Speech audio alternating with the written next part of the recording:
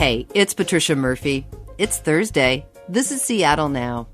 College students itching to get back to campus will find that at some schools, the COVID vaccine is a prerequisite. I'm in full support of it. I just want to get back in the classrooms and get the remainder of the college experience. We'll hear more about that from higher education reporter Katherine Manga in a minute. But first, let's get you caught up. There's a new explanation for why Mayor Durkan is missing 10 months of text messages. The Seattle Times reports her office now says one of the mayor's 3 phones was only keeping texts for 30 days. That falls short of state public records requirements. Durkan's office told the Times the mayor thought the messages would still be backed up and available. It seems that Seattle Public Schools will be wrapping up remote learning at the end of the semester. The district says it's planning to bring students back to school in person full-time this fall. State health officials have already said they won't require a COVID vaccine for students until it has full FDA approval. We'll learn more at a press conference with the superintendent this morning. In related news, UW Medicine will start vaccinating kids age 12 and up today. This after a CDC panel agreed with the FDA yesterday and recommended the Pfizer vaccine for use in young people. UW says so far it's scheduled more than 6,000 appointments for newly eligible children. The city of Seattle is also scheduling appointments at vac sites at Lumen Field, Rainier Beach, North Seattle, and West Seattle. There were even some walk-in appointments at Lumen Field yesterday. Now that vaccines are widely available, colleges and universities are making the call on whether to require students to get vaccinated. UW and Washington State schools, along with a handful of other colleges, are requiring students to be vaccinated to return to campus this fall. There's a lot hanging in the balance, and vaccines are playing a central role. Katherine Manga is here to help us understand everything in the mix for decision makers at these institutions. She's a senior writer with the Chronicle of Higher Education. Hey, Katie, thanks for taking the time. Thanks for having me. So we all know universities desperately need students back at campus. Public health and the health of the student body is obviously critical, but so are all the dollars that go into those student fees and the dorm fees and activity fees. How are colleges and universities thinking about this decision after this super challenging year? Yeah, I think they're feeling that it's just absolutely essential that they get as many students back as possible. And one of the ways they're doing that is to try to assure students in the face of a lot of uncertainty that, hey, we're going to be back, not necessarily to normal, but to something closer to normal. Students desperately want to be there in person. They're tired of Zoom classes, but colleges are making the point that the only way we can get there is to have a very large percentage, if not all of the students who come back here vaccinated.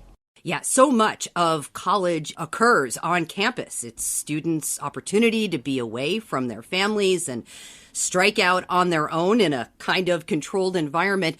And so we went out onto the UW campus to hear what students are thinking about the vaccine requirement. I think it's a great decision on the university's part. I think it's important to keep everyone safe, and we all want to go back to classes in person, and I'm glad that the university made that decision. I don't know. I'm not super opposed or for it. I'm just kind of okay with it. I feel I'm not the biggest fan of being forced to do it. I would much rather have it be everybody's choice. Personally, I had already planned to do it, and I did do it. I am now vaccinated, but it's kind of annoying to me. I like to have control over my body, and I don't want to feel like I've done it because I've been forced to do it. And so a lot of interesting stuff in there, Katie. What's obvious is that this is going to be a huge community effort, even though returning to campus is such a draw for students. Yeah, I think there's concern that unless you make it mandatory, there's going to be a fair number of students who are going to decide, I just don't want to bother. COVID is not that big a deal for people in my age bracket. I'll get a little sick, I'll get over it. And then like that one student you talked to, just kind of resenting the idea that they're going to make me get vaccinated. So I think a lot of colleges are deciding that in order to get any kind of meaningful vaccination rate, we're going to have to make it mandatory. Yeah, I wonder what options will students have if they don't get a shot?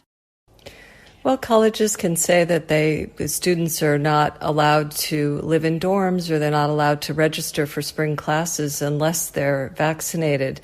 And of course, one of the reasons a lot of colleges hesitated to do that at first was that there were some real legal concerns and questions about whether public universities can require the vaccine.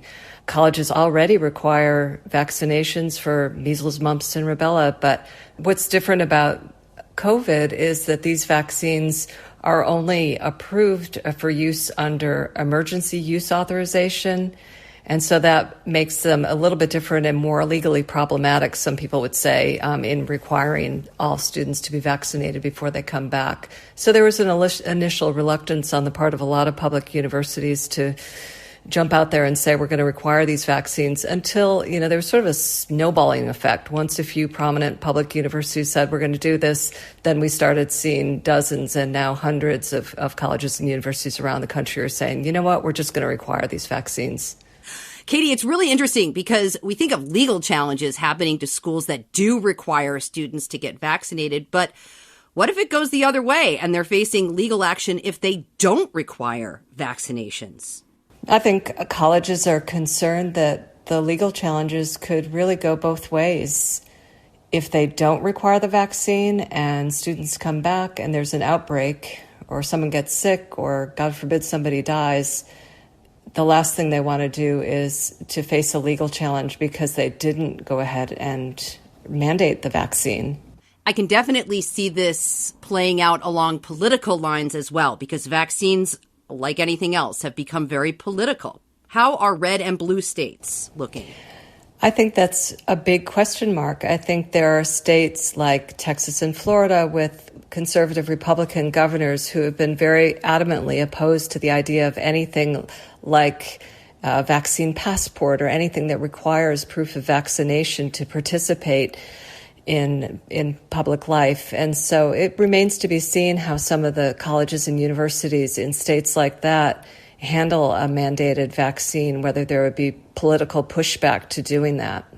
So at UW, students are being required, but so far no requirement for faculty and staff to get vaccinated. What are they thinking, and when might we see that kind of decision being made?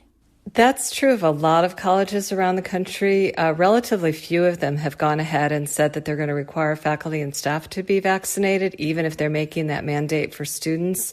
I think one of the issues is that there are different legal requirements for employees than there are for students. It's a little bit trickier and more problematic.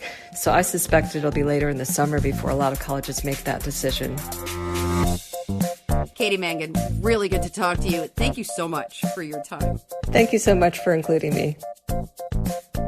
Seattle Now is produced by Caroline Chamberlain Gomez, Clare McGrane, and Jason Pagano. Jenny Cecil Moore produced today's show. Matt Jorgensen does our music. I'm Patricia Murphy. See you tomorrow.